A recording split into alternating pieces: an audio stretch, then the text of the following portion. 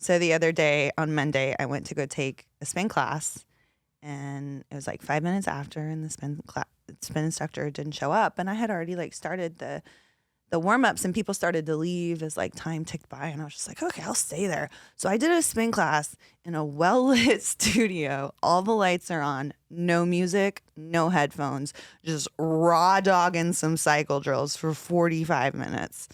That sounds awful. It was a nightmare. And the scariest part was I could hear my own heavy breathing the whole time. And there was one other person who, like me, decided to stay in the room, but they had headphones. They had a security blanket. I was... just no protection. They didn't think about fully maybe going for it. Turning their Bluetooth off and being like, hey, do you want to enjoy some of this music with me? No, I think he was gay. I don't think he was laying down what I was serving. I was also grunting because I was doing spin drills. Well, you probably grunt normally, but the music drowns it out. Yeah, no, I don't have to be confronted with the fact of my own effort. Yeah. Silent spin sounds a lot to me like hot yoga. Like, just yoga by itself sucks, but make it really hot and awful, and like that makes it even worse. So why would you? Could you have left? Well, I only brought my spin shoes. Like when I go to take a spin class, I have the special kind that clip in, so I don't have regular tennis shoes that I can just go and walk on the treadmill or like lift weights or whatever. Like I'm committed to the spin bike, but I couldn't even hear like the music that was out in the regular gym. Did you walk to the gym? No, I take in my car. I was gonna say you could have just called it good enough. Walk home. No, never. That's my kind of workout. I'm sorry. Some of us are trying to reach our full potential. All right, y'all. Welcome to the Texas Poker Experience. My name is Caitlin Komeski. This is my co-host, Craig Sear. This week, we're joined by a very special guest. He's been my original poker husband. His wife dubbed me his poker husband, or his poker wife. Yep. I'll be your poker husband if you need to be put in your place. No, he's a really good friend of mine. We've taken road trips together. He has a new YouTube vlog that has exploded in popularity. We very much encourage you to check him out. He is now a coach at pokercoaching.com with Jonathan Little. Please welcome the very accomplished Jwin Poker. What's up, guys? Jwin, nice to meet you guys. And yeah, looking forward to chatting with you guys. And by the way, I was not feeling very good about life today, but that warm introduction has made me feel a lot better than I deserve to feel. So thank you for that. It's true. I feel like I was thinking about it the other day, like the core of us that still play like 5-10 together that kind of like started in the 2-5 game back when, you know, there wasn't regular 5-10s going on. And like those of us that have really been playing together for 2 years. And there are even people that were around before us that have been playing for like a decade in this town. But even just being a part of that group that's been together for like almost 2.5 years now feels really special. Yeah, for sure. As the industry grows. Yeah, it's kind of unique about Texas poker, right? Where you can actually form friends. Clearly the objective is to win, but that's not the only objective. And that's kind of nice, right? It's more closely to work in any corporate environment where you're making, the goal is to make money, the goal is to get promoted, the goal is to take a coveted position that maybe 9 out of 10 of your other peers can't make. But everyone can enjoy working together and everyone can enjoy the environment. Whereas I think in some cities, maybe it's not the same exact way. So I used to travel a lot for poker last year, but I mean, I just realized like the best poker is in Texas. 100%. And also having a newborn will slow down the poker travel as well. Yeah, that's definitely the main reason. So let's get started with a little bit of your background. I think what a lot of people don't know is that you grew up in the city. You are from Bronx, New York. Can you tell us about how you think that informed, you know, your personality even? We always talk about Bronx Jay. I had that question before. You know, well, because like we joke around with Jay when like he's, you know, getting a little spicy that like we call it Brooklyn Jay sometimes because I think it just rolls off the tongue better. But like, yeah, tell us about growing up in the Bronx. So I was born and raised in New York City. I left right before college, and long story short, I just left to pursue a better life. But I never had that question, but it's something I think about, like, when you grow up in an inner city environment like that, you gain certain traits, you know what I mean? So like one of those traits, I think, is just having a rough toughness, because nothing is really given to you when you live in these types of high population dense cities where it's easy for people to take away your motivation. It's easy for someone to tell you can't accomplish something. So when you're able to actually get something done, whether it's graduating high school, getting a degree, or whatever it is, right? Getting promoted in a job, or just creating a new product and then hustling it to your friends and family or peers, whatever. like it gives you some sort of empowerment. So for me, I think coming up from that environment where I didn't have much growing up, but slowly accumulating things over time, like it gives you an appreciation, and it reminds you that no matter how tough life gets, you'll be okay. So yeah, I definitely you get a see mental it toughness in your hustle and your toughness and your stamina. Like that you can hustle at such a high level and get those logs out and put in that volume and be coaching on the side and still have, you know, whatever investments you have left that you're managing. And I feel like that's something that you get from living in the competitive big city. That like I completely agree with you. Like if you grow up in, you know, Lincoln, Nebraska, you don't necessarily see people around you that are walking as fast as they can down the sidewalk, and they are taking every opportunity, going to every networking event. And oh, I mean, you actually probably know the New York City hustle better than me, because I was never an adult in New York City, right? And so I felt like if I'd gotten that extra 4 years in New York City, I went to college in Austin, Texas, but if I'd gotten that extra 4 years that, you know, you spent several years there, I think that's another level of hustle, because you're right. Like people walk with a purpose. I mean, they can be walking to their minimum wage jobs, but they literally walk with a purpose, because their mentality is, I'm going to get myself out of whatever I'm in, right? Yeah. And so there's like this really strong mental toughness there. I unfortunately, I didn't get to live there as an adult, but I think I would have definitely gotten some better. I would have learned how to hustle better too. I don't know that you could hustle any harder than you do. I think that's unrealistic, but it does remind me. So the first day of the ladies event at WSOP, I played at the table with May CU, and I think May lives in New York now, and she was in the high stakes poker community. She was very accomplished, and then she went to go work for finance, and then now she has like an NGO that does like murals and connects artists with businesses. Very cool lady. She made the final table of the ladies event. Before she did, we walked to the Aria together. She's like, I haven't been in Vegas in a while. I don't really know where I'm going. And I had checked my bag at the Aria, so I was like, oh, I can take you. I've never walked faster in my life than I did with this other like New York lady hustler. We must have been walking at like a 4.5 mile an hour, like if you know treadmill speeds or whatever. Like we were booking it, weaving through people, but like also having like a full networky conversation. Oh yeah, so who do you know there? No, that's so interesting. One of my favorite memories from my trip was meeting May CU. I still need to reach out to her, but you realize when you're walking awesome. that fast and talking that you actually get short of breath. And you get an ab workout. I remember Bob on The Biggest Loser used to say when you're walking on the treadmill, you should sing a song because it engages your head. It's really interesting, all this talk about city. I grew up almost extremely rural, couldn't see another house from our house.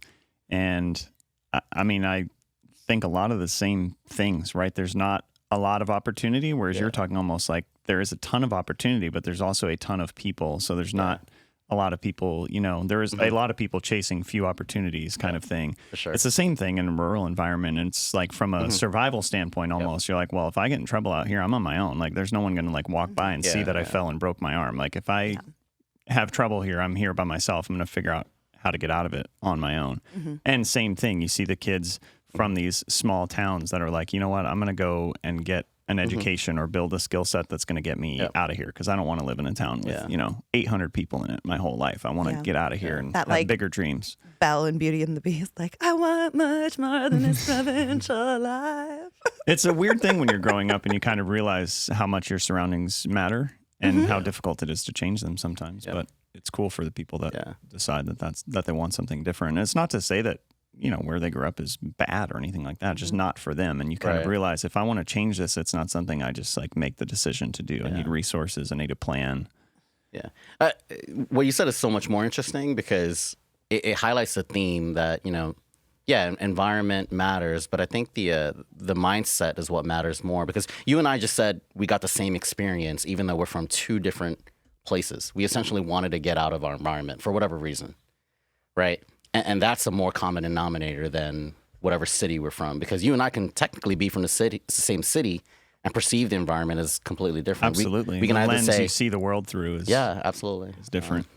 So I grew up in the Northeast as well, and I didn't like when I was growing up, I didn't feel like I can't wait to get out of here or anything like that. When I went to college, I didn't go to college too far away, but once I honestly, I think I left first, and then I realized that, wow, there's so much more opportunity in other parts, in bigger cities and things like that. There's a lot more opportunity. You can kind of pick your path and do what you want, whereas I think your path kind of finds you a little more where I grew up. Yeah. Do you like going back to New York now to visit? I do. I always fantasize about like doing business there and then having a reason to be there several months out of the year. But my mom is still there. A lot of my family's still there. And some of my closest best friends growing up are still there, although slowly they're moving to Texas one by one. But yeah, I just like being in New York City a lot. It reminds me of where I'm from, and it's just something I don't want to forget. But I enjoy my being there. hometown a lot more now when I go, because I get to go and just like enjoy it. And I almost like feel like I don't really want to leave when we're there, and then we come back and I'm like, all right, that was good, because that's like not sustainable. It's like it's like a vacation. Being there on vacation versus living there is a different thing. So especially when it's cold. If we go there when it's cold, and it's like, all right, screw this. Get back on the plane and leave. Cold's not for me. Same. I can't. I can deal with the summers in Texas. I can't deal with the winters up north anymore. Yeah, the summers are a bummer here, but to compare the summers and the winters there, the winters are just like, you're locked in. There's And New York nothing is to do. so hilarious because it's like a wintry magic wonderland when the snow first falls, and then like literally 15 minutes later, it turns into like black sludge all over the city. Yeah. So to bring it back to poker and you a little bit, I know your first video was titled "I Quit My 180K Job to Pursue Poker."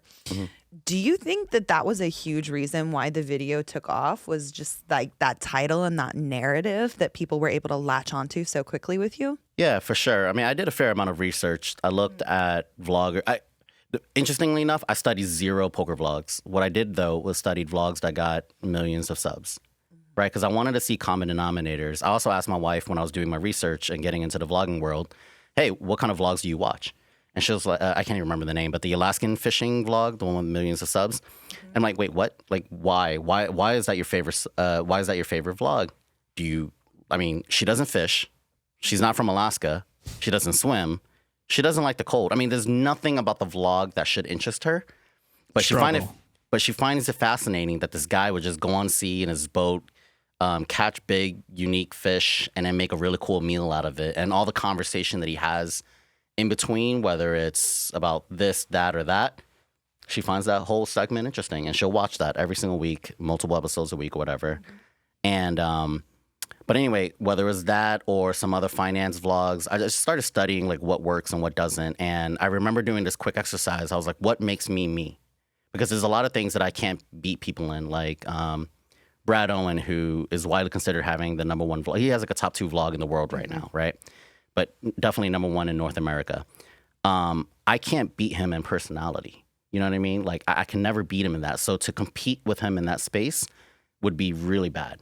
And then there's like some really strong technical guys on poker. Like, that's just not my lane either. And so what makes me unique? And I just remember going, okay, well, I'm in my mid-30s. There's going to be a population, like I think about almost 30% of my about 70% of my population is from 25 to 44. So it's I want to target that demographic. I had worked my whole life really hard to get to a job. And I think to talk about the journey of leaving that job and to go pursue something entirely different that is widely considered a gambling sport, like, I think that might have appeal. So I wanted that to make that an anchor to my story, because there was a lot going on there, right? Like, imagine my wife who, obviously she married me, or I don't know, obviously not, but but I like to assume she married me because she loves me and my personality and stuff. But I think our ability to form a life together really matters too. So for me to leave all that security, well, there's an adventure there too, right? So I think there's all these like little stories of leaving a corporate job to go into poker that was really relevant. But to answer your question, I thought that would bring a lot of appeal, and I needed to come out on a scene with the bang. And I think the thumbnail, the title worked really well. Yeah. I think people fantasize about risk, and then like poker in itself is risk on any given day, right? You could win or lose thousands of dollars, which to most people is quite a bit of money, and they could never actually take that risk, so they like to kind of live vicariously. But also, like you said, like leaving the safety and security of a very, very well-paying job, just to pursue a life full of risk and variance. They love that, but they would never do it for themselves, or they can't. They're not in a position where they could try it themselves. And so they see someone else doing it. And it's like, you know what? That's worth 15, 20 minutes of my day to tune in and like watch somebody, almost like cheer them on. I find that when I watch a lot of the vlogs, like Poker Face Ash or Brad or whatever, whenever they're in these it's like, if he won this tournament that I'm watching this vlog on, I know I would have heard about it already, but I'm still sitting there like just hoping every time he's in a flip, I'm like, come on, double up. Come on, let's go. Like it'd be so cool. Watching these Central Texas guys run deep in the main event was super cool. I'm like, this would just be so awesome. Someone that you just know that you can root for and think it would be so awesome to see them bank a $10 million score or even a $1 million score would just be so awesome. I'm trying, Craig. We're rooting hard, Caitlin. You know we are. You know you're getting closer and closer. It feels like the rapid ascension into the tournament world is super impressive. I'm trying. I still have a lot I want to study, especially about short stack poker and those spots that are not intuitive. And I'd love to get more well versed on heads up. But I like that it's a completely different animal. I like that it's just two different settings, right? So it's like tournament poker. There's a different type of adrenaline and fear. There's a different like way that you've structured your investment on the day. It takes a different type of prep. It's more athletic, both mentally and physically. I feel like tournament as opposed to cash. And then a lot of the social politics that I think can be very, very tricky and interesting about cash play are sort of irrelevant in tournament to a certain extent. Some of the really interesting tips that I've seen some very, very good pros give to some struggling pros that play cash, right? It's like, hey, when the game's not good, you got to rack them up and leave. Can't do that in a tournament. And like game selection in general, like just if you walk in the room and there's one table going of the size you want to play, like play down a level in a bad game, right? That's good for you, right? Bad players, good for you, rather than playing the big game that's just all crushers. Can't do that in a tournament. You don't choose shit. And then it's like, hey, if you get too tired, rack them up, leave. If you get too drunk, rack them up, leave. You don't have any of those choices in a tournament. It's like you are going to sit in this seat at this table until we tell you you're done or you're broke. That's it. It's like war versus going in and like choosing your, being a boxer. It's like, well, I'll choose who I fight, when I fight them, for how much I fight for, all that. Like I'll choose all of those variables. When you're playing in a tournament, it's like, you chose to play in the tournament. Here you go. You're in. And I think a lot of us that decide to make time for tourney play and tourney study in our career, there's a huge portion of it that is glory chasing. I've heard a lot of poker players talk about that. Like, we want the glory. There's only so much, achievement and recognition you can get from grinding out, your 10 big blind hourly or whatnot, in a cash and like making your living and supporting yourself. That's sort of that old rounders joke about, Kanish, that's honorable work you're doing, grinding it in. Keep grinding out that rent money. Yeah, we want the Taj Mahal and all that. Paying bills is so fucking sexy. It is just, get those bills every month. I put a dent in my car, and for the first time in my adult life, I scheduled an appointment at the body shop. What did you do? What did you do to your new car? I was leaving the Dallas Museum of Art parking lot, and I hit a giant pylon, not softly. Didn't like it really. It's Sam Von Kennel. I'm going to make him answer.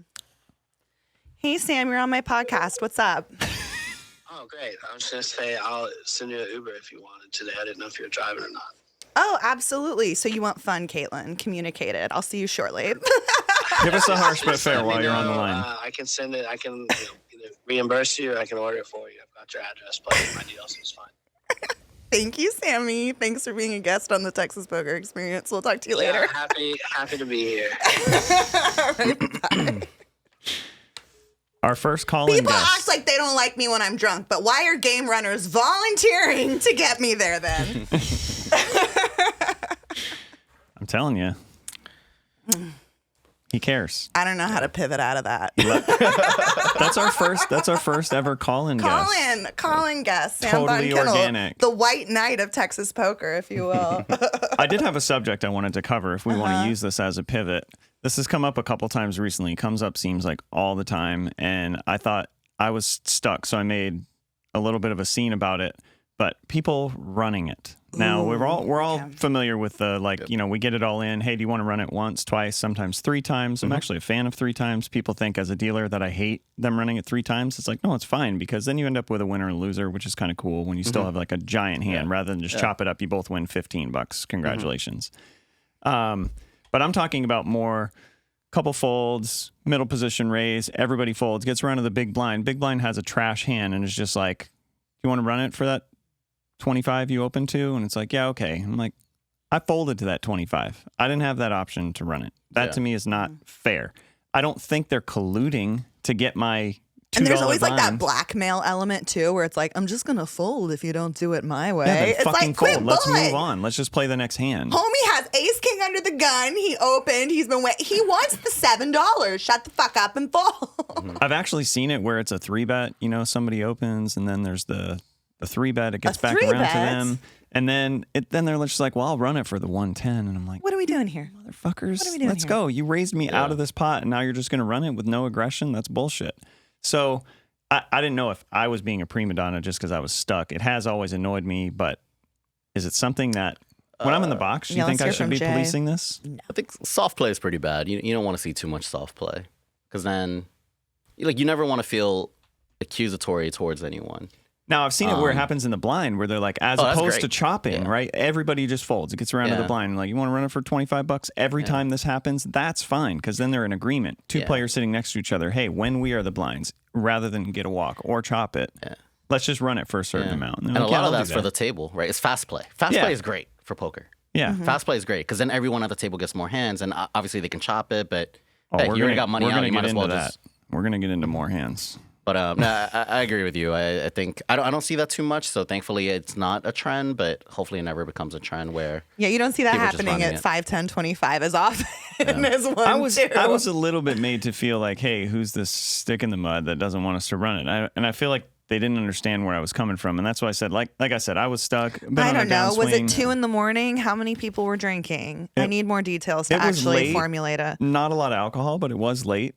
And it was just, I don't know, to me, it's just like, if you don't want to play poker, let's just move on to the next hand. Just chop it up or fold Yeah. and let's go to the next I hand. feel bad for you because, like, if it's 2 or 3 in the morning in a smaller club and you're sitting around with like 4 dudes that are just avoiding their wives and you're trying to like grind out because this is when you have time to play poker. Like, I just feel like maybe we could like try a little earlier in the day and then maybe people will 3-bet you in position. Yeah, possibly. So what's the ruling? This is my problem. This is a me problem. I do try to make most things your problem. Okay, well that's fair. That That is I fair. understand. That is I fair. understand.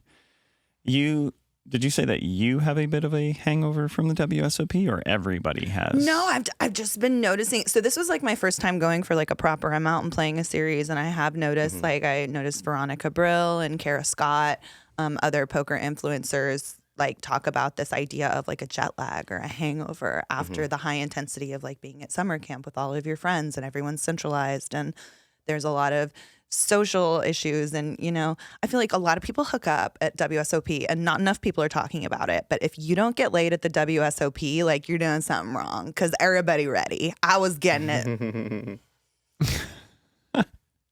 You're doing something wrong. Y'all, they ready at the WSOP. They waiting all year for. Wow, that's interesting. You would think with the high, the No. many males being there, you wouldn't think it'd be such a sexual experience. No, but like another thing of it is like all the ladies there are down because like not all of us are having great series. Statistically, most of us are having bad series. So it's like, comfort you sex.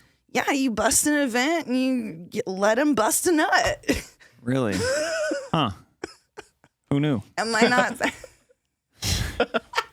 I didn't know I that just was felt a like thing. I had so many thirsty guys when I was at the WSOP. I was You like, no, teach thank me you. so much. Unbelievable. Yeah, you just like straight-laced fathers over here having to talk to the whore on the podcast. God. So what you're saying is if I ever do get the chance to go back in time and, sow some wild oats for my single days, I need to go to poker series. That's where the easy picking is. It's, like the injured wildebeests on the edge of the herd. They haven't even cashed an event yet. They haven't even bagged. They haven't even made a day 2. You know, they got a little gimp. They're just ready to go. It just put them out of their misery. They need it. This is really inappropriate and awful. That's great. We've mentioned Chad on the podcast today. I was seeing if he could maybe come in at some point. Can he to be on my the show pod. pony? I think he wants to come on the pod at some point. I told him that he would make a good guest or whatever, but I give him constant shit for picking the low-hanging fruit when it comes to humor. So we were just kind of talking about it from a sexual standpoint, but you know, the people that just can't resist like a "that's what she said" kind of joke, you know, that kind of stuff. And I'm like, Chad, you're better than that, man. I got higher hopes for you. Like, just leave that one for someone that's not very funny. You know, because Chad is funny, but when he goes for the easy ones, it's like, come on, man, you can do better. So, Caitlin, you should be a little more selective. Come on. Or just bank some tournaments, and then you don't have to pick the low-hanging fruit. You just choose. Then you're in control. Next topic. That's not even my harsh but fair. Just wait till we get there. Okay, next topic. You're not allowed to kink shame me during harsh but fair. That's a no-go. Oh, that's off limits? Damn. There is boundaries. So next topic, speaking of, this hangover from a lack of action, going to be a ton of action next Thursday. At our meetup game at Red Star Social, The Thursday, TPE mug. August 4th. The TPE mug. If you want to participate in a mug with these mugs, You'll be there. We're going to be filming for my vlog, so if you want to participate in a creative event, to remind you, I will not be using my camera to film any footage. All the participants of the meetup game will be filming for us, and we will try to create a vlog that is half as much fun as we're going to be having in person. yeah, we're going to create a what it's like to play with Caitlin vlog.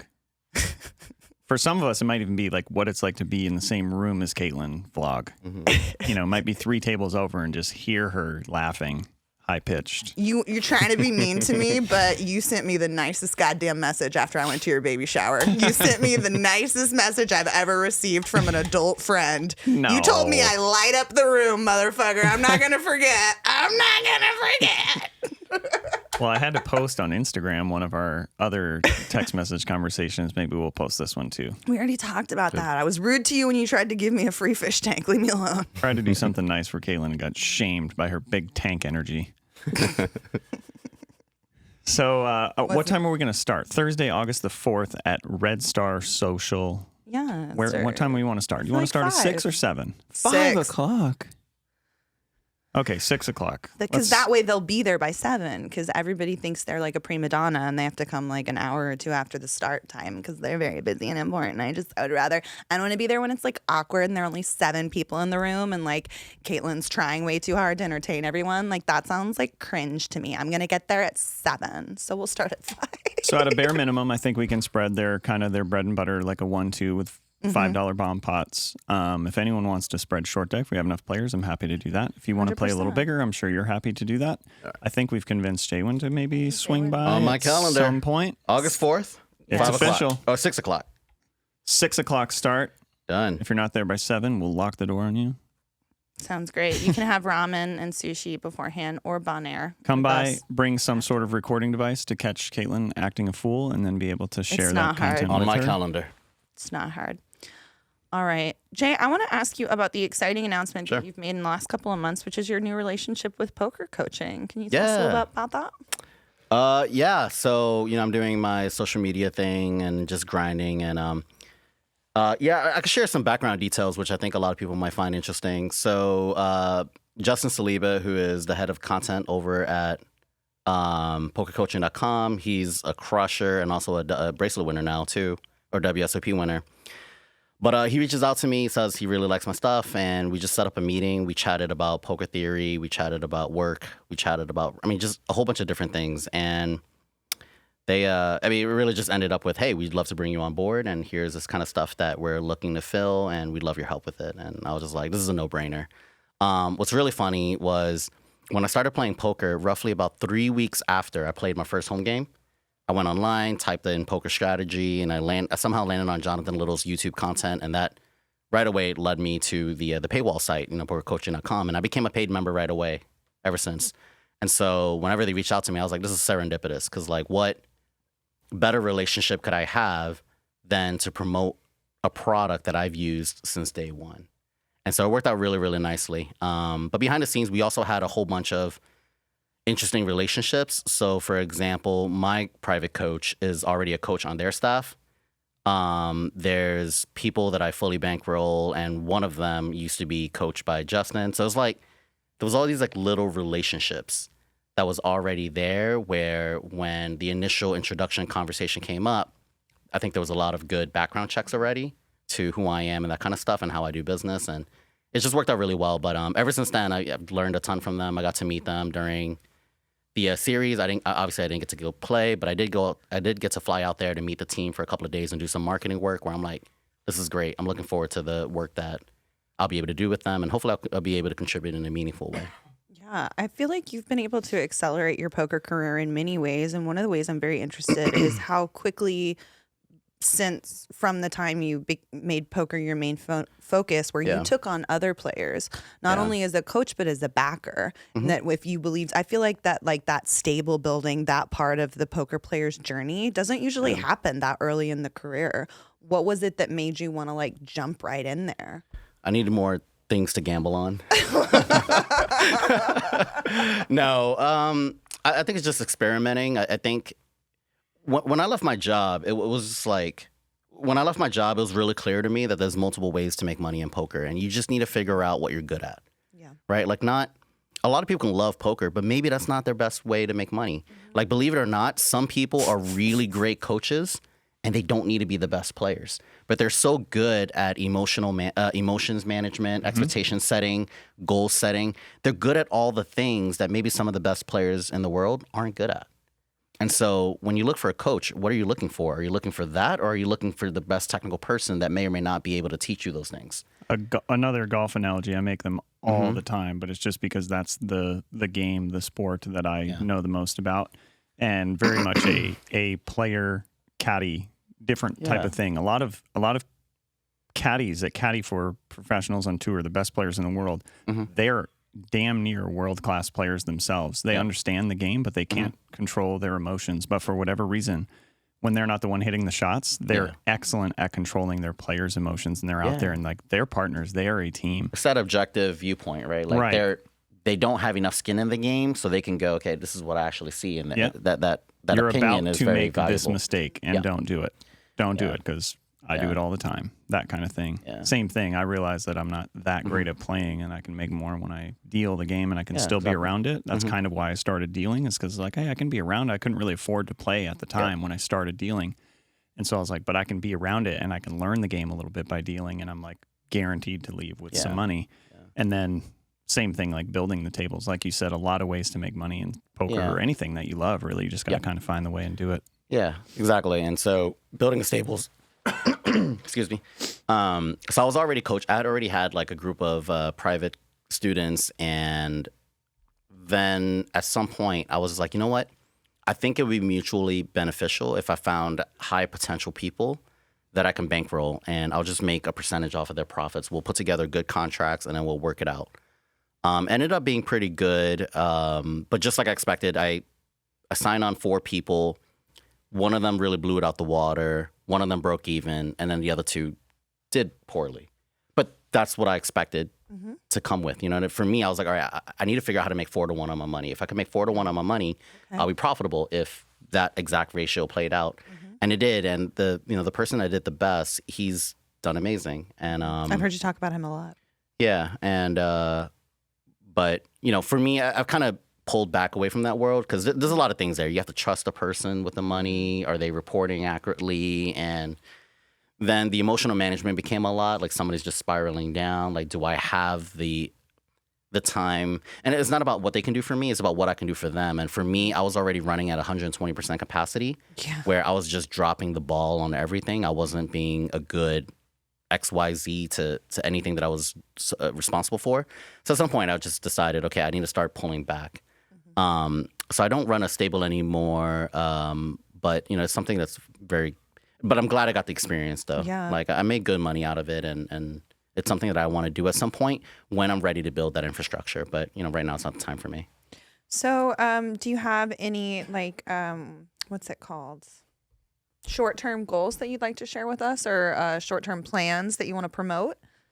Yeah, honestly, my main priority when it comes to poker is just being the best player that I can be. There's certain things that I want to make sure that I can accomplish this year, right? Like just, I think for starters, like a year-over-year improvement in my P&L, like my profit and loss, that'll be great. That would be a great start.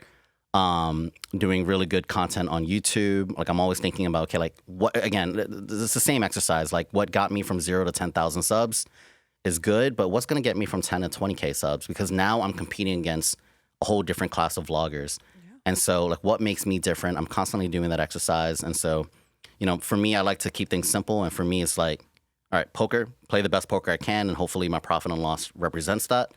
And then on the vlogging world, how do I create really good content where people feel compelled to follow? Mm-hmm. But other than that, I've just tried to cut as much as I can. One thing you do that I don't know that I could put this type of pressure on myself is the level of transparency with which that you have had, and consistently from the beginning, back when it was just Instagram stories. Yep. You were very, very transparent, pot to pot. Yeah. And you've continued that. Doesn't that just make you feel vulnerable? Like, sorry to be a girl about it, but like... I think that's part of it, though. It's what makes me different and what am I willing to do to be different, right? So what makes me different? Again, just being a late bloomer in poker, leaving a corporate job, getting into poker a little bit later in my life. Mm-hmm. That's one. The size games that I play, I think, is a little bit more unique, where if you look at all of the vloggers, a lot of the games that's being vlogged are much lower in stakes. Mm-hmm. So that's two. And then three, like there's not many people that's willing to put their results out there. You know what I mean? Mm-hmm. And so I can talk about the upswings, I can talk about the downswings, but like right now I'm going through a pretty tough time over the last 50 to 60 days. But to share it transparently day to day to day, like you can actually see all of my results. Like that makes me different. That's what I'm willing to do to be different, because I also believe that over the long term, my results are going to be what they're going to be, and that I should be happy with it. But I want people to see that up front. There's a radical acceptance there that you clearly found in your process with poker. You're familiar with the term radical acceptance. It's like a pop psychology term. But I definitely have always seen that. And you're just like, no, I'm doing the work. I'm putting in the studying. I'm putting in the volume, and my results are going to be what they're going to be. But I'm confident in the decisions I'm making. And I feel like that is a quality that is shared with all the top players that I know. And also is like, it goes back to, what are you selling? Like I'm selling that poker is a process. You can learn poker. You can start from zero and get really good at poker really fast if you have the time and the knack and the passion for the game. But I'm not selling 90% win rates, right? You're not going to win 90% of your sessions. Like the best poker players are winning 60 to 60-something% of their sessions, right? Like I'm not really selling all of that. Like what I'm selling is, hey, this is my experience. I put in the work. I'm pretty happy with my results. And you can have that too. But by the way, along the way, here's what the results are going to look something like. It's going to look really painful, and you're going to have some really tough conversations, especially if other people are involved in the process. Since starting a family and becoming a dad, has any of the downswings, especially when you dive into the numbers and do you equate any of that? I know one of the biggest mistakes that you can make early on is when you're studying theory is hey, in this spot, you're raising, you know? And sometimes you get raised back and you're just like, oh man, don't think of it as two $100 bills or what you could do with that 200. You're supposed to put 200 in there. You do it. Yeah. And you do it every time. But at some point it's a mistake, but you're equating to what that $200 could do in your life. If you were to save it this one time, be like, no, I get caught when I make this bluff, whatever. I'm wondering if you're equating any of that now, when you go into a downswing. Do you have any of that? Oh geez, am I? Yeah. That's a really interesting sentiment. I personally haven't adjusted in that way. I still play the same style of poker that I normally play. Now, with that being said, I do make mistakes along the way, right? And so it's my job. That's part of it, though. Yeah, it's my job to review my hands and go, okay, cool, that was a mistake. Don't make that again. But in terms of spots that I truly believe it's the right decision, I don't shy away from that position. You know what I mean? That must be tough, though. At some point. I mean, at all points. Because you're just going, oh God, I'm just going to enter a high variance situation. This bluff might not get through, and if it doesn't get through, I get more stuck right? And that's not a good feeling. But for me, I think, for me, I just don't really think about the dollars. I think about things in big blinds. And from that perspective, I just think of it as I just want to win as many points in this game as possible. Right. And so and you're playing a long game. But I think a lot of people don't realize how painful trying to exploit like a 58-42 kind of edge is. And that's a that's a good edge. It's pretty interesting. I mean, I've been thinking about more of those spots, and I forget, there was one piece of content that I saw that was really, really good. And I think I had Maria Ho in it. And it was a piece, pretty much the premise was like in 55-45 situations or 58-42 situations, do you get that exact situation enough for the edge to matter? And in theory, you take your edge and you move on. But in practice, do you get it enough for the variance to matter? Similar to investing, they always talk about if you're trying to time the market and you're trying to say, okay, well, I'm just going to sell everything and just go to cash and wait. Like right now, I'm going to wait till the stock market hits the bottom. It's like, well, nobody knows where the bottom is. And if you miss it by even a little bit, you'd have been better off to just leave the money in the whole time. Right. That's this whole investing theory. It's like, unless you're like a hedge fund manager and you really, really, really know what you're doing, you're basically just gambling. And the play is more so just keep dumping money in there every paycheck. Yeah. Over time, when it goes down, you're buying stuff cheap. When it comes back, you'll be ahead. Don't sit there and try and time the market. That's not your job. Similar thing there is like you got to take the spots in order to make an edge that small matter at the end of the day. Because if you miss one of them or two of them, over time they add up. Yeah, I think that's one of the first skills you learn when you're moving up in stakes. I mean, the stakes that Jay plays even bigger than I do, but we both play some of the bigger games in town. And I think something that you have to do immediately when you get into that realm is sort of detach the financial value from the literal clay chips. It's tough. You know? It's hard to do. It's hard to do. But it's also important. And that's the importance of bankroll management. That's the one thing that I've seen from the outside looking in. Some of the best players that I've ever known that just can't manage their money. People give me a compliment that I got a couple times recently that really meant a lot to me was, Caitlin, you know what I noticed about you is you go on tilt so less frequently than you used to do. Now I see, like, if you lose a bad pot or you see yourself getting sloppy, you just pick up and you leave and you don't really have any ego about it. And I was honestly like so flattered to receive that compliment, because I honestly feel like I've had to work to that. Because everybody tilts. We talked about this like on the other episode, and I feel like a lot of high-level players say that once the edge gets that minute and you're at a certain level, it is who's going to yoga class, who's doing their meditation, who's listening to music to avoid making the unforced errors, you know, like tennis, you know? Yeah, you want to be 100% sharp as often as you possibly can. And that's why I like tournament poker.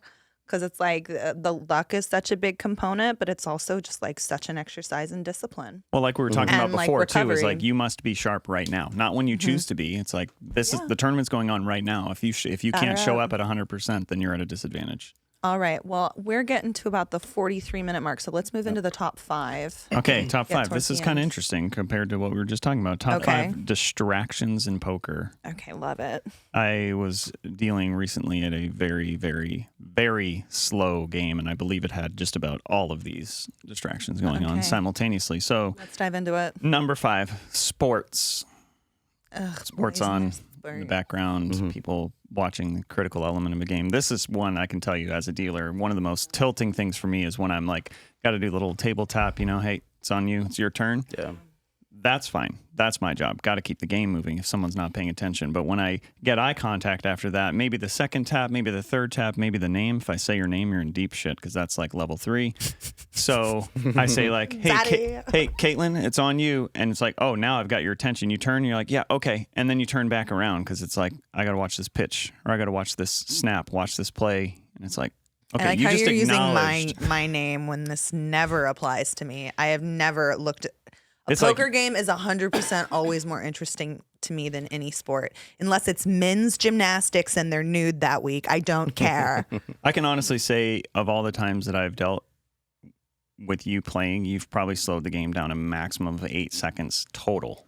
Yeah. Like ever. You very much keep the game going. So you're a terrible example to use as the distracted player, but I'm talking about the time when it's like they turn, make eye contact with me, acknowledge, yeah, I know it's my turn, but I'm just going to watch this play for the next pretty bad, 15 yeah. seconds. I don't care. I got If money you on the cared that game. much about the game, then just watch the game. If you bet on the game, Yeah, then just- have some just brewskis sit and watch out. the game. Yeah. You know- It's super annoying. A while back, all of the live streams, they used to have a copy of the live stream. Like 30 in one of the minutes corners. behind. Yeah. But they Horrific. would have it for the table. And there's a reason why all of them got rid of the TVs. Or they turned the TVs off. Because the live stream looks ridiculous when 6 of the players are like looking at the same Yeah. TV, you know? Like, Yeah, there's the it's the optics same thing with sports thing. too. I think during the Olympics, I remember them just going, sorry, we got to leave the TV off. Because you got 4 or 5 people looking at the TV and the game is being slowed down. It looks weird for the audience. But yeah, I mean, wonder- really just any distractions on TV. It should be really exploitable for y'all if people are distracted and playing in a game. But for some reason, it's It's just more so tilting. I pronounced. can't stand it. I remember the women's streams I watched. It's more pronounced when they put because we're all just like, I thought it was a vanity thing. Mm-hmm. I wonder if when it's like a full male table, if there's any, I'm sure there's some element of vanity, but I just also think it like messes with the game. You're not supposed to know what your opponent's holdings were 15 minutes after you played the hand. Oh, yeah. Review it That later. especially- that's Be the other in the reason. moment. Yep. Be in the fucking moment. You're going to play the next hand better, regardless of whether or not you Yeah. knew you just got Exactly. bluffed with queen high. Yep. Like if anything, it's only going to affect you negatively. Mm-hmm. Like what? Now I can call him with king high. Oh, and whoops, you got felted by a straight. You dumb fuck. You know. Yeah. Like, all right, next one on the list. Number 4, people not playing in the game. So this is Su- more of a superfluous people on more the of a edges, house game the thing, house outskirts. game, home game thing, where there's people there that are just there to hang out, just there to whatever. But naturally, kind of like we talked about in our first episode, we're talking about how Texas poker is so great. Everybody has so much fun when they're playing, and there's a lot of extracurricular activity going on, a lot of networking going on, and someone just wants to be a part of that, but they either know nothing about poker or they know enough about poker to know that they're way outmatched. So they're there and everybody else is networking and chatting and telling stories and they just want to be a part of it. So naturally they spark up a conversation with somebody in the game and now that person is like turned around in their chair talking with that person. It's constantly, hey, it's your turn. Yeah, okay, hold on 1 second. Just having a conversation over here. And of course, there's the girlfriend in the side seat. One of my favorite memories from the one of the home games that you deal that's is painful. there was like a really hot girl there with a guy. And she's like whispering in his ear, like clearly like DTF, like honey is ready to go home. Like she was very much being like the tipsy girlfriend, like take me home, daddy. And he was like, yeah, just like 5 more minutes. And she's way out of his league too to like add insult to injury. So like she went to the bathroom and I'm like, you're hurting my feelings on her behalf. I am like hurt and insulted. She needs to go home. Like, why are you missing your window here? She's about to get sleepy. Like, have you not done this before? Yeah. Anyway, okay, next. Sorry. Number 3, pharmaceuticals, the street variety. Street pharmaceuticals. Are you familiar? Yeah, I Or do mean, you need like, me to expound? sometimes weed can slow people down. I'm always stoned whenever you see me ever, just FYI, anyone. But I think weed affects the game negatively more so just like if there are like smoke breaks where like everyone wants to go get stoned together and like half the table leaves. And then it's like George the veterinarian is just like, I wanted to play another roller bit. Yeah. And you just get frustrated. Yeah. Alcohol, too, is bad, but we'll get to that one. I believe that's the number 1. But the drugs can be the other thing that I've noticed just from dealing. Is it Well, seems cocaine like- makes men rabid animals, and I don't like being around men that are on cocaine. Well, it also makes the game just never end. Ever. And a game that never ends is just not, Yeah. that's just not good. It's not good. It doesn't matter when the money runs out. My drug of choice is caffeine.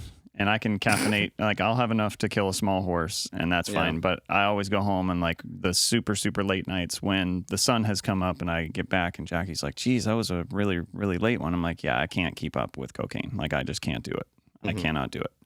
And I'm not going to do it just to keep up. I don't love dealing poker that much. So it is just incredible how people just don't want to quit. And it's not just a matter of like, when are they going to pass out? When are they going to go to sleep? When are they going to quit? It's like their decision making is awful too. Probably because it's mixed with alcohol, but they just like don't know when to quit. Keep rebuying. Yeah.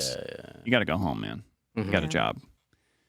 All right, drugs. Okay, 2. This is a fun one, but bad for poker. Nudity of all sorts. Titties. Yeah, I mean, I guess everybody likes a little nudity from time to time, but it can be quite distracting in a poker game. No real place in a poker game. It's not something that happens at the clubs or casinos. So again, this is more of a house game, home game kind of scenario. But anything to expand on that, Caitlin? No, someone I won't put him on blast by naming his name, but an Austin poker player who's well known asked me the other day at a game if he could take a titty shot off me, and I was like, how would that work? I was like, you're gonna like he puts the shot in my titties, and I don't know. I didn't ask And then follow up you- questions because I didn't do it, Craig. But I'm just curious though, the logistics. Would you do a cartwheel then at that point, or how does the shot glass turn upside down? well, what I told him, and I keep bringing it up, but I told him like he has to pay me. I'm like, no, like if it was the game girl and you wanted to take a titty shot with her, like you would $100 compensate minimum. her like very heavily. So like, no, that's not a free privilege you get. Yeah, black chip No. minimum. Right. Okay. So it never happened, of course. No. Good on you. At Way this, to take the my high road. price goes up every week. Unfortunately for him. Caitlin takes the high road, first time in her life. Congratulations. No, anyway. So number one, already touched on it, but alcohol is just That's my favorite distraction. Although, say the part again about how you see me lambasted drunk and I Yes. still don't slow down the game. yes. Some people kind of like pot. You talked about pot. Like it affects everybody differently. Some people they smoke pot and they can kind of only focus on one thing, so they're like locked into the game, and it's almost like a good thing.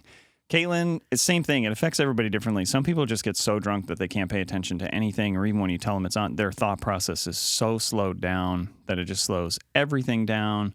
They're going to the bathroom every 20 minutes because they're hammered, so they're peeing every 20 minutes. I mean, there's a lot of angles to it, but I have seen you just absolutely wasted at a game, and you can still seem to manage at least your Yeah. poker self. I get loud, I get flirty, I get very entertaining, but I You're all of still those know when things. it's on me. Yeah, you're all of those things when you're sober, by the way. Fair enough.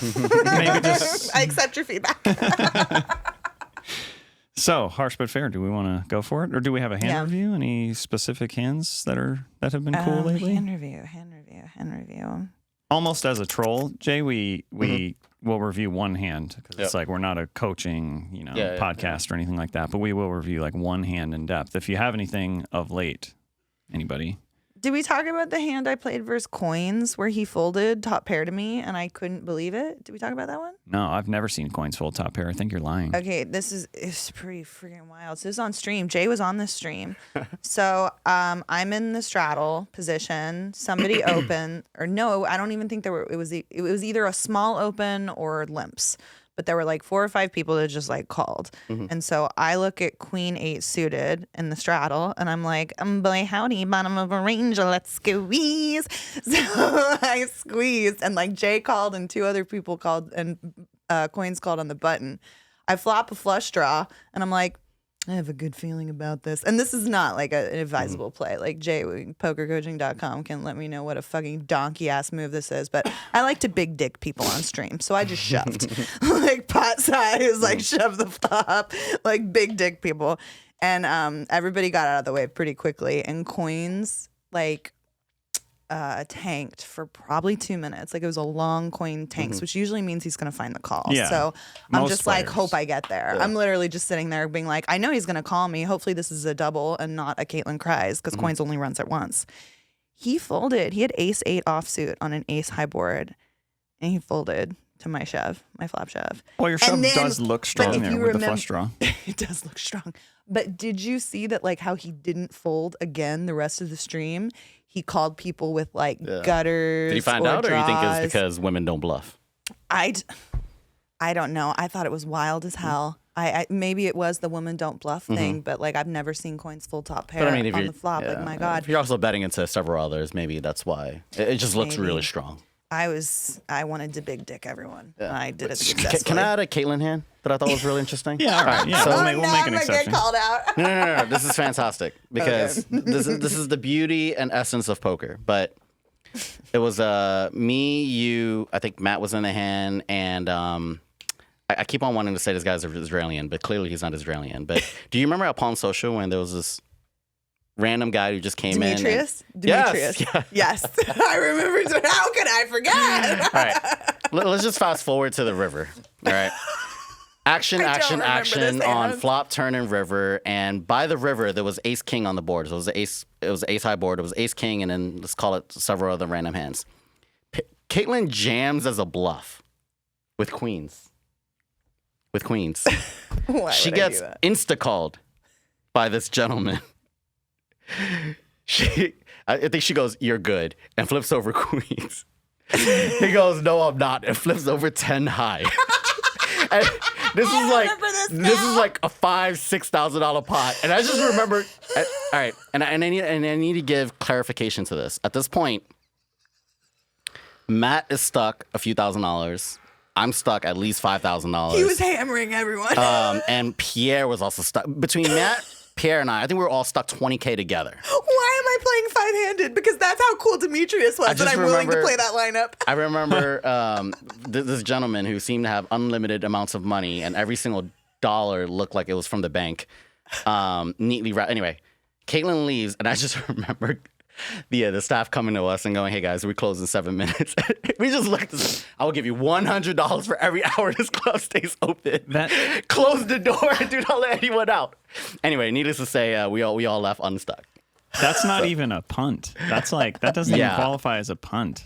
That's just a giveaway. That's charity. Yeah. That's line 23 I of just your remember Schedule A. all of us were like, like just ducks, you know? Do you think he like misread his hand and he thought he had a straight and he didn't realize Absolutely it till not. after? Absolutely or not. Did he think I had 9 high? You know how sometimes I think he thought his 10 was good. I think. I'm not saying it was a good read. But I'm saying, the live read was, I mean, he knew I was bluffing. He just didn't know that queens is my bluffing range. I think he couldn't let go of his missed straight draw, I guess. Caitlin's I like, don't "Good know. call. I turned my queens into a value bet, apparently." But no, you know how sometimes you put the river bluff out and then they call. As soon as they call, you're like, "Good hand, you win." You know, whatever. He kind of did the opposite. It was like, as soon as he called, he was like, "I call, you win." Face down. We just looked at each other like, what is going on? Like, what just happened here? Third pair just won. That was a wild evening. You got maximum value, Caitlin. She sure did. You next leveled that motherfucker. And I remember her face. I'll never forget. She did one of these like okay. Caitlin's like, "How much can I get 10 high to call here?" Probably all of it. Probably all of it. That guy was great. That reminds me of like when I'm like reviewing hands with my coach, or he's like watching me play, and he's like, "You never get called by worse here," and then I like show him the river, and I get called by worse there. See, and I'm like, "No, people like really suck, and they don't like me to win. It's the damnedest thing." that hand probably put him on tilt, but yeah, this guy. You're was just welcome. And then I left him to y'all. I'm such a left him to us. I mean, that guy was great though. He was having a blast, and I don't know, maybe he just saw us and was like, "Look at these 3 people stuck. Like, let me give them a gift." Maybe it was mercy. Yeah.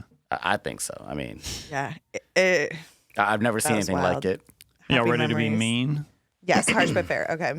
You want to go first, Caitlin, or second? I think we'll let our guest go last. Get the last You word. can go first. You can go first. Okay, Jay. Okay.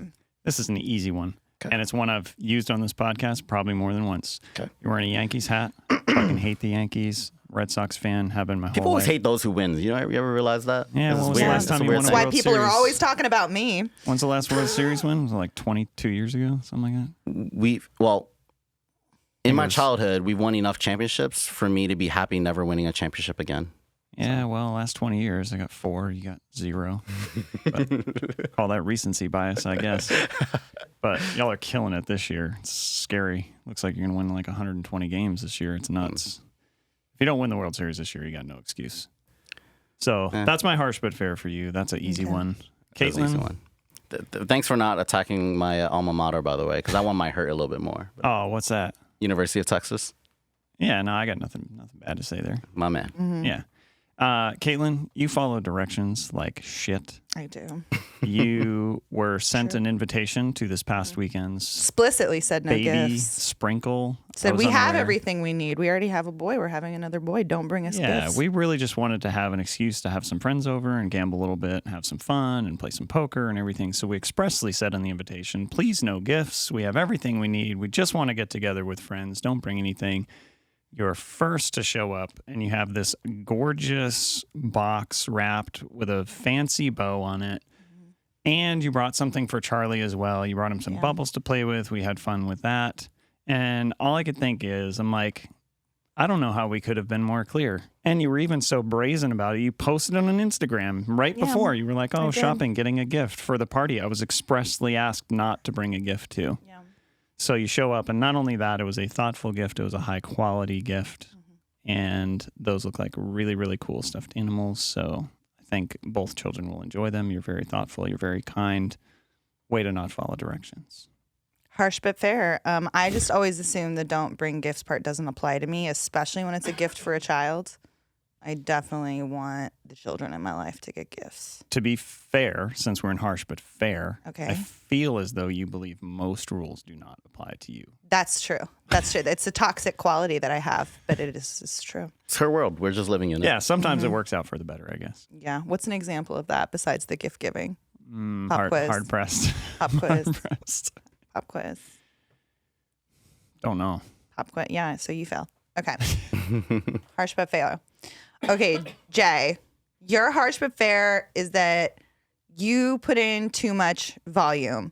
That's too much. I can't compete with that. You're putting out too many vlogs and putting out too much volume. Like, I feel like I'm hustling pretty fucking hard. I'm traveling to play and I'm playing several streams a month and I think I'm competing, but you're always on like 7 streams a month and you're getting out like 5 vlogs a month and I cannot keep step with that pace and it makes me feel bad about myself. So that's your harsh but fair. Work less. Okay. Harsh but fair. All right, Craig. Your harsh but fair is I was invited to your home. I came into your home. It was lovely. I got to spend time with your wife, who I like better than you in every way imaginable. Not surprised. There were no hard drugs at the baby shower. Yeah. And I don't know why you think I can play craps and blackjack without rolling, but I can't.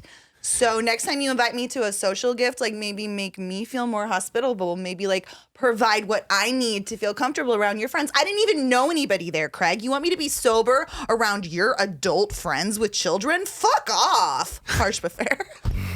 That is harsh, but fair. And maybe next time, at the very least, I could give you a heads up and say, hey, Kaylin, there's not going to be any drugs at this baby shower.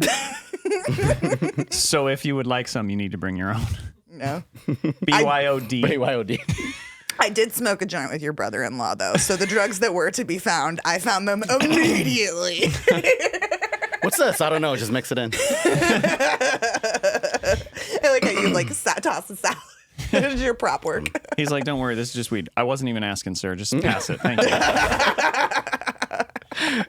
It could be angel dust. I'd still be in. Come on. All right, y'all. Are we ready to wrap this up? Oh, no, Jay has to be mean. Jay hasn't been mean. God damn. All right. I'll start with Craig first. So I'll watch a couple of episodes. Always clean-cut guy. That's what everyone says. You're so well put together, clean-cut guy. But I knew there was something I didn't like about you. Okay. You're an undercover asshole. You are. I'll tell you why. No one wants to say it. I'll tell you why. So we parked in the street, and it's one of those parking spots where there's only one spot. So I park correctly in my one spot. And then you park behind me, and then like half of your car is in someone else's driveway. Probably. It sounds about right. I love that you're confident and you feel like this whole neighborhood belongs to you. But that was pretty impressive, but also kind of like very undercover asshole. That's harsh, but fair. And then what's really interesting is that you were like very well dressed in all of the other episodes. And then coming out of the car, you had a really nice pressed shirt. So I thought, oh, he's just going to wear the shirt. I might come up with some material on that. Turns out you didn't even wear the shirt. Not black tee, just a black tee. That's for later. And on top of that, you have a really nice podcast voice, which I'm very like cognizant about my voice, and I don't like my voice as much on my vlogs. I kind of wish I had your voice. So like, I've received a lot of feedback on the voice, which is not something I've ever a good radio thought voice. About. That's what it's called, right? The radio voice. It's a weird way to get called ugly, but yeah, appreciate it. Very like assholeish to me in several different ways. Ugly, asshole, poorly dressed, and bad at parking. Well done, Jay. Accept your feedback. Accept your fucking feedback. He nailed you to the. I've never seen your forehead vein pop out more than this. This hurts more than when I call you aesthetically unpleasing. First real tears on Harsh But All right, Caitlin. All right, let's go. I'm gonna give you the switcheroo. You've known me for so long. I think I'm like more afraid of your Harsh But Fair than I've been of anyone because this is like my actual friend. Fuck. I'm gonna give you the switcheroo. The reason why I've been putting in so much volume is because you're getting so damn good so damn fast. I mean, seriously, like, you know, like we were, you know, grinding several different tables together last year, winning, having tea, having coffee dates and stuff like that. But then you're winning tournaments. Like, I can't compete with that. And for the record, I'd give up my vlog instantly if you can make me a tournament winner. So yeah, unacceptable. I feel like you're leaving the rest of us behind, and it's unacceptable. Thank you. Yeah, so I will keep increasing my volume until I place 7th in a women's event. So I don't care if that was a dig or a sincere compliment. It made me laugh either way. All right. I just like to make it past day 1 at this point in any tournament. Put me in a kids league. It's a matter of time. Just don't. You just gotta figure out who's sticky. You just gotta learn the tournament types because like the tournament like archetypes are different from the cash game archetypes. The old man coffees are different. Mm-hmm. Old man coffees can actually get a little frisky sometimes in later streets. Like they're different archetypes. Because they get backed into a corner with their stack size. I had an old man coffee call me with an ace high correctly. Ooh, in that's a tournament. And you got it there blew on him. me away. Mm-hmm. Yeah, River made it a chop. We bet the same ace high. Like he just had a slightly better ace high, and the River paired the board, and I was like, "Suck it, Grandpa." All right, are we ready to wrap this up? Just a reminder: August 4th, Red Star Social at 6. We decided, I think 6 p.m. We're doing a meetup game. It's 1-2 capped poker. Everyone's welcome. Everyone should play. Craig's going to be getting naked. I'm going to be parking his car for him because he's embarrassed me in front of the family. Yep. This has been the Texas Poker Experience. Huge thanks to Jwin. If you're not already following him on Instagram, Twitter, and YouTube, he's putting out very high quality vlogs, and we look very much forward to this pokercoaching.com content that is going to come from you. You're going to take over the website. And that's been it. I am Caitlin Komeski. That's Craig Sear. Don't be a nit. Remember to straddle.